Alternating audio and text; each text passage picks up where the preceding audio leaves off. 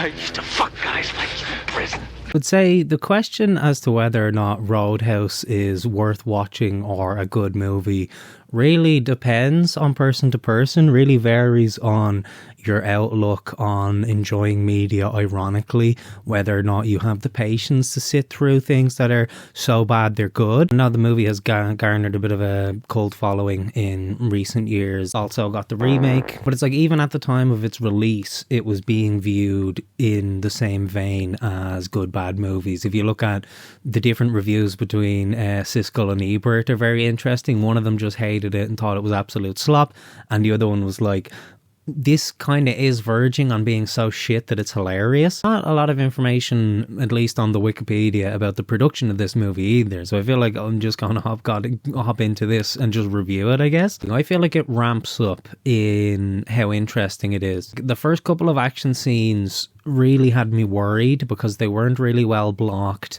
There wasn't a lot of interesting stuff going on within them. And I was like, this is an action movie. The whole pull of this movie is that it's an action movie.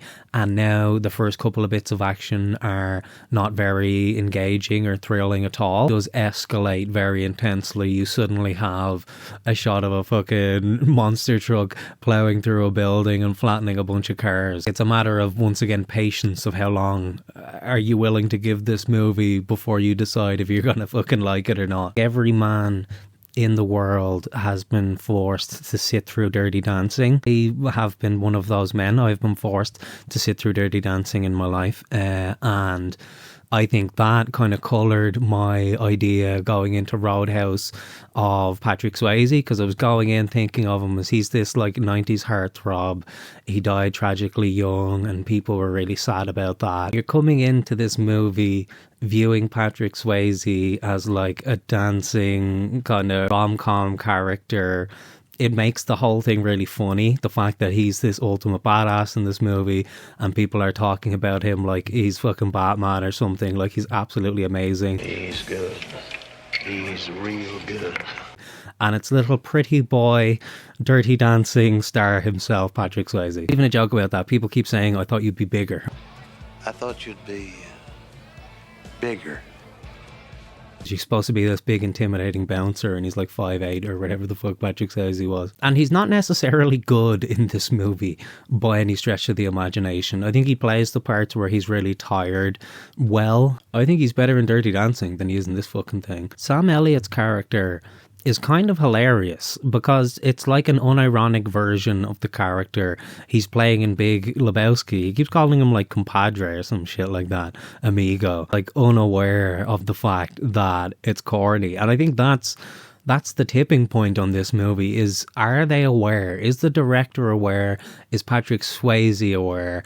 Are they all aware that this is kind of bad and this is cheesy and corny and ridiculous on many levels? Or are they trying to make a badass, cool action movie that you're supposed to feel excited by? It's unclear. I feel like it is genuinely unclear. But like, it doesn't matter either way to me personally. It's the same way that, you know, Tommy Wiseau wasn't trying to make a comedy, but still The Room is one of the funniest movies ever made. I kind of hate that my drawbacks of these movies pretty much often go back to my own leftist ideologies, but the sexualization of women in this movie is uncomfortable to sit through in many places. It's interesting because when they get to Dr. Clay's character and she has some nudity in the movie, it's really tastefully done and kind of classy, you know what I mean? Which kind of makes me look then at all the other exploitative shots of naked women in the movie and think to myself, well, they were conscious enough to not be sleazy about how they showed the main love interest,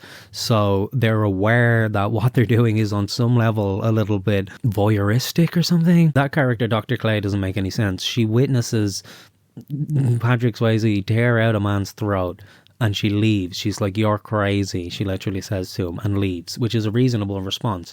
And then like between scenes, and I feel like it's like 5 minutes later, she just comes back, she just shows back up, and there's nothing that happened to her. She doesn't get a scene where she rethinks it.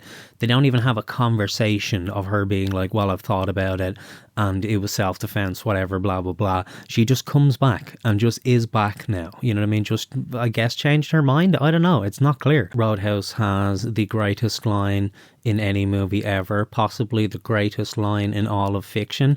I used to fuck guys like you in prison. And you see that clip, you might think that that's like the main bad guy, and it's not.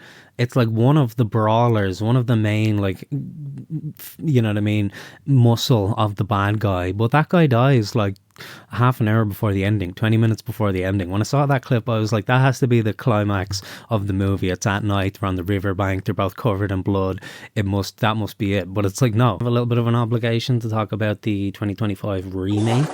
First of all, I think we've let Jake Gyllenhaal off with too much. He's done too many ass movies. He's done too many shitty paycheck movies that now at this point, I think we need to stop respecting him like a Ryan Gosling type actor, because that's where I feel like people put Jake Gyllenhaal when he's not there. He's a company man. He'll do a paycheck movie. He did fucking Roadhouse remake with ultimate rape master Conor McGregor, ultimate rape champion of the world Conor McGregor. Not here. Who the fuck? Coinage. You willingly hopped in a movie with that man in 2025, Jake? Go fuck yourself, you're a sap. It's always the movies that are pretty solid, that don't really need a remake, that they remake. It's like, why? You know what I mean? This movie stands alone. This movie's 2 hours long. I feel like it covers pretty much everything that it can cover, except for the Dr. Clay redemption arc, whatever. You could have had 6 extra minutes in the movie. Boom, perfect. If this was like an hour and 40, an hour and 45, 90 minutes, then I'd be like, okay, this is ripe for a remake. You can come in, you can add some layers here, some depth. Everything's there. Everything that needs to be there is there. If you switch off the part of your brain that views women as people. Tai Chi scene, unintentional hilarity. I thought that was very funny. He's like not that good at martial arts. I feel like the movie is framing him like a Bruce Lee character, the way he's always topless and sweating, and like his little like at home gym workout situation. He's not an Arnold Schwarzenegger.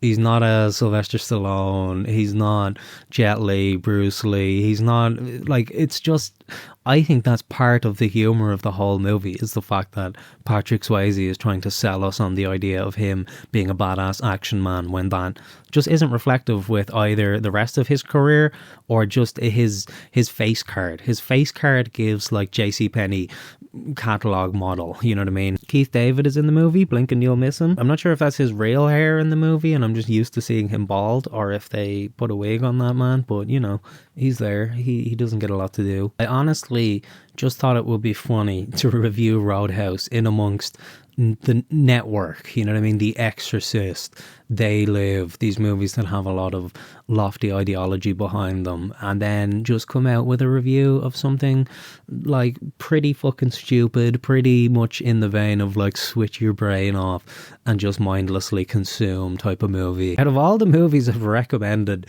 so far, I feel like Roadhouse is up there. Roadhouse is like a crowd pleaser. That's like something you can put on at a party when everybody's drinking and people will be cheering and laughing.